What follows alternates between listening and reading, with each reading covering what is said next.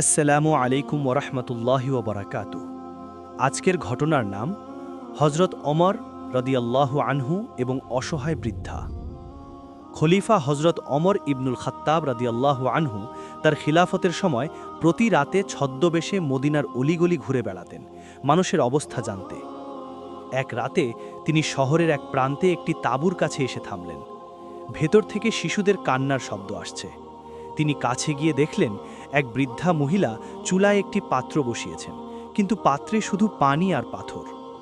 ওমর রদিয়াল্লাহু আনহু জিজ্ঞেস করলেন, মা, কি রান্না করছেন? বৃদ্ধা জবাব দিলেন, বাচ্চাগুলো ক্ষুধায় কাঁদছে, খাবার নেই।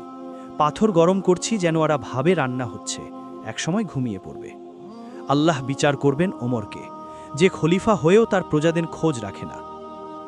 এই কথা শুনে হজরত ওমর রাদিয়াল্লাহু আনহুয়ের চোখে পানি এসে গেল।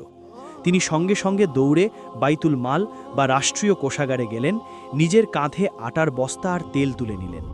সঙ্গী বলল, আমিরুল মুমিনিন, আমি বহন করি। ওমর রাদিয়াল্লাহু আনহু বললেন, না, কেয়ামতের দিন আমার বোঝা কি তুমি বহন করবে? তিনি নিজেই সেই ভারী বস্তা কাঁধে নিয়ে বৃদ্ধার তাঁবুতে পৌঁছালেন এবং নিজ হাতে রান্না করে শিশুদের খাওয়ালেন। বৃদ্ধা তখনও জানতেন না এই লোকটি সেই ওমর যাকে তিনি একটু আগে অভিশাপ দিয়েছিলেন। শিক্ষা: এই ঘটনা আমাদের শেখায়, ১. নেতার দায়িত্ব শুধু ক্ষমতায় বসে থাকা নয়, প্রজার দুঃখ নিজে অনুভব করা।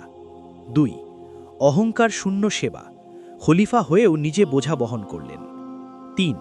আল্লাহর ভয়, মানুষের প্রশংসা নয়, পরকালের জবাবদিহিতাই তাকে পরিচালিত করত। তোমাদের মধ্যে সেই সর্বোত্তম নেতা যাকে তোমরা ভালোবাসো এবং সে তোমাদের ভালোবাসে। সহিহ মুসলিম। এরকম আরও ভিডিও পেতে আমাদের চ্যানেলটিকে এখনই সাবস্ক্রাইব করুন। ধন্যবাদ।